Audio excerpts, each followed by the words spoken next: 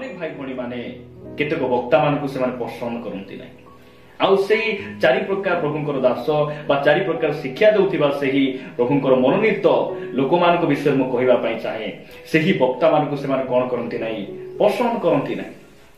आसंतु प्रथम विषय देखिबा मो सहित आपण माने द्वितीय तिमोथी 3 अध्याय को आसीबे।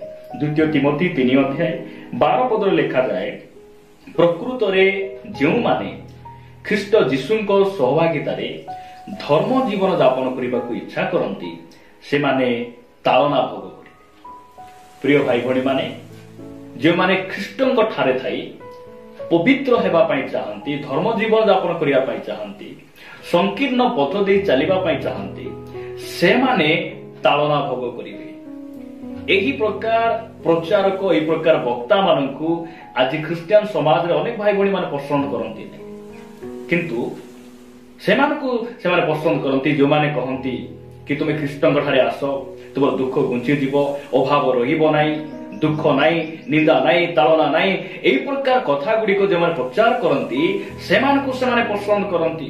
तुम ख्रीष्टंक ठारे आस, तुमर संपत्ति बढ़ी जीव, घर उपरे घर बांधिबो, दुख आउ रहिबो नाही, एही जो मिथ्या कथा गुड़िक एहा लोक माने शिक्षा को ग्रहण करुछंती आ ए प्रकार वक्ता मानकर भक्त हो जाइछंती, ए प्रकार प्रचारक मानकर भक्त से माने हो जाइछंती। प्रिय भाई भणी माने परमेश्वर वाक्य कहे एही सत्य वाक्य को प्रचार करुथिबा दास माननकु आज ख्रिस्टियन समाज रे से माने पसंद करंती नै। आपण काहा को पसंद करंती हम कहिबा पई चाहे, आपण काहा को पसंद करंती, ईश्वरक वाक्य को ना मनुष्य मानकर ज्ञान बुद्धि को? आपण काहा को पसंद करंती प्रिय भाई भणी माने? बाइबल कहे प्रभु आम मान को जहाँ लिखि देइछंती जे जो माने ख्रीष्ट जीशु को सहभागिता रे रही धर्म जीवन यापन करिया पई चाहंती से माने तालना भोग करिवे। मु कहिबा पई चाहे एही दिन मानकरे दिन को दिन तालना बढ़ुची आ आगु को मध्य तालना बढ़िबो आ जने ख्रिस्टियान तालना निमंते प्रस्तुत हेबार आवश्यक रहिछि, तालना को सामना करिबा पई प्रस्तुत हेबार आवश्यक रहिछि। प्रभु यीशु ख्रीष्ट जो समय रे धरा पृष्ठ रे थिले से जहन लिखित सुसमाचार 16 अध्याय 33 पदरे कहले जे तुम्भ मानक निमंते जगत रे क्लेश अछि, किंतु मनुष्य माने कहउछंती जे जगत रे तुम पई क्लेश नै, दुख नै, अभाव नै। आपण काहा कथा विश्वास करूछंती? आपण मनुष्य मानक कथा विश्वास करूछंती ना प्रभु यीशु ख्रीष्टन कथा को विश्वास करूछंती? यीशु जदि कहउछंती तालना अछि, निश्चित भाबरे तालना रहिबो, दुख रहिबो। से केवल तालना अछि कहिले ताहा नुहे, से कहले जगत रे तुम मान पई क्लेश अछि, मात्र साहस धर, जगत को मु जय करिछि। प्रिय भाई भणी माने ख्रिस्टियन जीवन गोटे दुख देई क्लेश देई जीवा जीवन अटे। आ एही क्षणिक दुख परे परमेश्वर हमको अनंत काल सुख से रखिछंती। सेति पाई आज आपण काहा को पसंद करंती मु कहिबा पई चाहे। आपण माने सेमानकर शिक्षा सुनंतु जे माने आपण मानकु तालना पाई प्रस्तुत करूछंती, जो माने आपण को पवित्र हेबार शिक्षा दउछंती, जो माने ताहांकर आगमन को प्रस्तुत कला भली परामर्श दउछंती, आपण माने सेमानकर शिक्षा सुनंतु, निजको सुधारंतु। प्रिय भाई भणी माने मु द्वितीय विषय कहिबा पई चाहे, केउ वक्ता मानकु अनेक ख्रिस्टियन भाई भणी माने पसंद करंती नै। सेमानक मध्यरु द्वितीय वक्ता बा द्वितीय शिक्षक बा द्वितीय प्रचारक बोली मध्य आमे कहिले अत्युक्ति हेबो नै। द्वितीय विषय मु आपण मानकु कहिबा पई चाहे, आपण माने प्रेरित पुस्तक 2 अध्याय को आसीबे। प्रेरित पुस्तक 2 अध्याय 40 पद। पुणी अन्यान्य अनेक कथा द्वारा से साक्ष्य देबाकू लागिले और सेमानकु उपदेश देई कहिले एही कुटिल वंश ठारू आपण माने रक्षा हुअन्तु बा रक्षा पांतु बा पृथक हुअन्तु। पितर जो समय रे पेंटिकोस्ट दिवस रे से प्रचार करुथिले, सही समय रे अनेक लोक बा 3000 लोक ताहांकर वाक्य को ग्रहण कले, बाप्तिजित हेले। तापर से परामर्श दउछन, शिक्षा दउछंती जे तुमे कोन हुओ, एई कुटिल वंश ठारू तुमे रक्षा हुओ बा पृथक हुओ। आज ख्रिस्टियन समाज रे पृथकीकृत विषय जो माने प्रचार करुछंती सेही वक्ता मानकु अनेक भाई भणी माने ग्रहण करंती। तुमे पृथक हुओ, परंपरा रो पृथक हुओ, तुमे जगत रो पृथक हुओ, एही कथा को अनेक भाई भणी माने विश्वास करंती नै। प्रिय भाई भणी माने आमे पृथक न हेले से हमर परमेश्वर हेबे नै। से आमर प्रभु हेबे नाही। यह बाइबल कहे जदि आपण माने द्वितीय कोरिन्थीय 6 अध्याय को आसीबे 17 पदरे ए प्रकार लिखा जाए, एणु प्रभु यह कहंती तुम्हे माने सेमानक मध्यरु बाहरी आस आ पृथक हो आ असुचि पदार्थ स्पर्श करो नाही, पुणी आम्हे तुम मानकु ग्रहण करिबा। से केतेबेले ग्रहण करिवे जेतेबेले आमे पृथक हेबा। आज अनेक भाई भणी माने से माने मंडली रे अछंती मानो से पृथक हेई नाहंती। कोन पृथक हेई नाहंती? आज मध्य निजर पुओ झियो को से माने कला दौड़ी बांधती, कला टुपा पिंधांती। आज मध्य से माने कोन करंती जे विभिन्न प्रकार ए जो उठाणी कार्यक्रम करंती। आज मध्य से माने परिवार रे के मृत्युवरण कले से माने 3 दिनिया से क्रिया को करंती, 10 दिनिया विभिन्न प्रकार बंधन से माने अछंती, पृथक हेई नाहंती। आ जो प्रचारक माने जो प्रभु को दास माने ए पृथकीकृत शिक्षा दियंती सेमान को से माने पसंद करंती नहीं। आपण काहा को पसंद करूचंती? प्रिय भाई भणी माने परंपरा को भांगीबार सेवा कार्य प्रभु यीशु ख्रीष्टଙ୍କର ଥିଲା। से वाक्य प्रचार करुथिले, सब विषय शिक्षा देउथिले, मात्र परंपरा विरुद्ध रे मध्य से शिक्षा देउथिले। आज अनेक भाई भणी माने सेमानकर परंपरा को धरि बसिछंती। प्राचीन मानकर परंपरा जो सिंचा बाप्तिस्म, शिशु बाप्तिस्म, ये सब विषय बाइबल रो नुहे। आ जो माने एही संशोधन वाक्य ये पृथकीकृत वाक्य जो माने कहंती से प्रकार वक्ता मान को से माने पसंद करंती।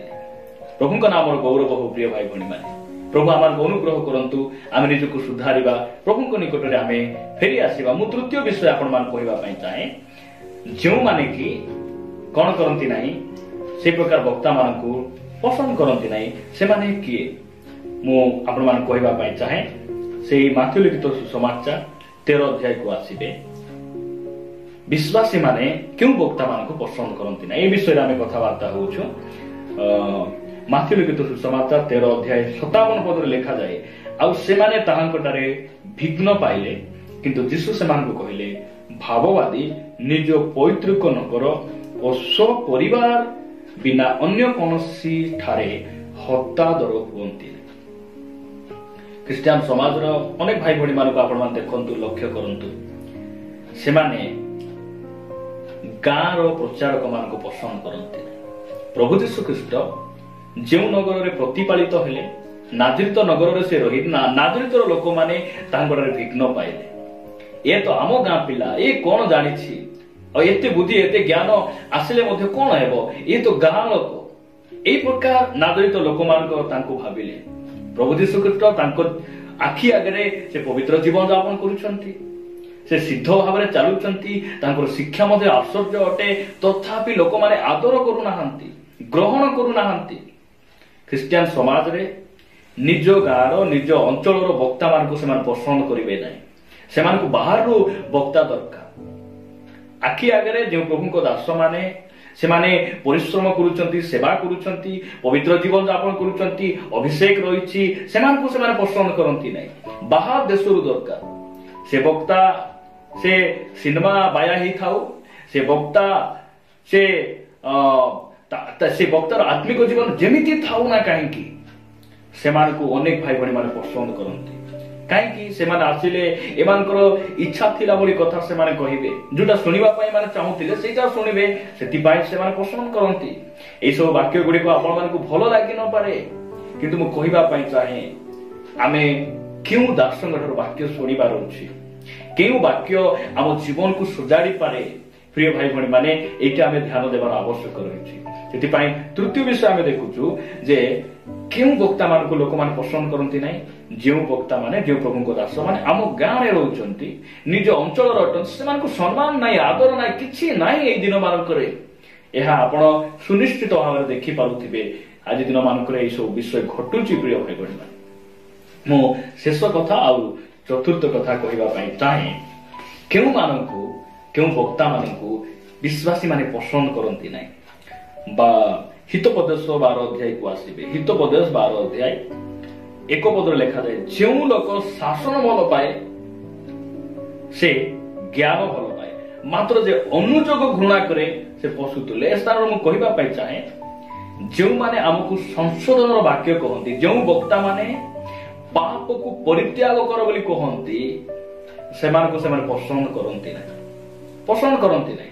ଯେଉଁ ପ୍ରଭୁଙ୍କ ଦାସମାନେ ଆମକୁ ଅନୁଯୋଗର ଶିକ୍ଷା ଦିଅନ୍ତି, ପାପ ଛାଡ଼ ଭାଇ, ପରିବର୍ତ୍ତନ ହେଇଯାଅ, ନହେଲେ ତୁମେ ବିନଷ୍ଟ ହେଇଯିବ, ଏହି କଥା ଯେତେବେଳେ ଆମକୁ ଯେଉଁ ବକ୍ତାମାନେ ଆମକୁ କହନ୍ତି, ସେହି କଥାକୁ ଅନେକ ବିଶ୍ୱାସୀ ଭାଇ ଭଉଣୀ ମାନେ ସେଇ ବକ୍ତାମାନଙ୍କୁ ସେମାନେ କଣ କରନ୍ତି, ରାଗି ଯାଆନ୍ତି। ଯଦି ଆପଣମାନେ ଲୁକ ଲିଖିତ ସୁସମାଚାର 13 ଅଧ୍ୟାୟକୁ ଆସିବେ, 13 ଅଧ୍ୟାୟ 3 ପଦରେ ପ୍ରଭୁ ଯୀଶୁ ଖ୍ରୀଷ୍ଟ କହନ୍ତି, ମୁଁ ତୁମ୍ଭମାନଙ୍କୁ କହୁଅଛି ନା, କିନ୍ତୁ ମନ ପରିବର୍ତ୍ତନ ନ କଲେ ତୁମ୍ଭେମାନେ ସମସ୍ତେ ସେଇ ପ୍ରକାର ବିନଷ୍ଟ ହେବ। ଯେଉଁ ପ୍ରଚାରକ ମାନେ ମନ ପରିବର୍ତ୍ତନ କର, ନହେଲେ ତୁମେ ନର୍କକୁ ପଳାଇବ, ନଷ୍ଟ ହେଇଯିବ, ବିନଷ୍ଟ ହେଇଯିବ, ଏହି କଥା ଯେତେବେଳେ କୁହାଯାଏ, ସେମାନଙ୍କୁ ଖ୍ରୀଷ୍ଟିଆନ ଭାଇ ଭଉଣୀ ମାନେ ପସନ୍ଦ କରନ୍ତି ନାହିଁ। ତୁମେ ପ୍ରାର୍ଥନା ଯାଇ କାହିଁକି ତୁମେ ଅନ୍ୟ ସ୍ତ୍ରୀ ପଛରେ ଯାଉଛ ଭାଇ? ତୁମେ ପ୍ରଭୁରେ ରହି ତୁମେ ଆଉ କାହା ସହିତ କାହିଁକି କଥା ହଉଛ? ତୁମେ ଚର୍ଚ୍ଚରେ ରହି କାହିଁକି ମଦ ପିଉଛ? ଏହି ସଂଶୋଧନ ମୂଳକ ଶିକ୍ଷା ଯେତେବେଳେ ପ୍ରଚାରକ ମାନେ କହନ୍ତି, ପ୍ରଭୁଙ୍କ ଦାସ ମାନେ କହନ୍ତି, ଏହି ପ୍ରକାର ଦାସ ମାନଙ୍କୁ ଖ୍ରୀଷ୍ଟିଆନ ସମାଜରେ ଆଦର ନାହିଁ, ସମ୍ମାନ ନାହିଁ। ଆଜି ଦିନ ମାନଙ୍କରେ ପ୍ରିୟ ଭାଇ ଭଉଣୀ ମାନେ, ମୁଁ କହିବା ପାଇଁ ଚାହେଁ, ପ୍ରଭୁ ଯୀଶୁ ଖ୍ରୀଷ୍ଟ ପୃଥିବୀରେ କାହିଁକି ଆସିଲେ? ପାପ କର, ମଦ ପିଅ, ଜୁଆ କର, ନରହତ୍ୟା କର, ଏହା କହିବା ପାଇଁ ସେ ଆସିନଥିଲେ।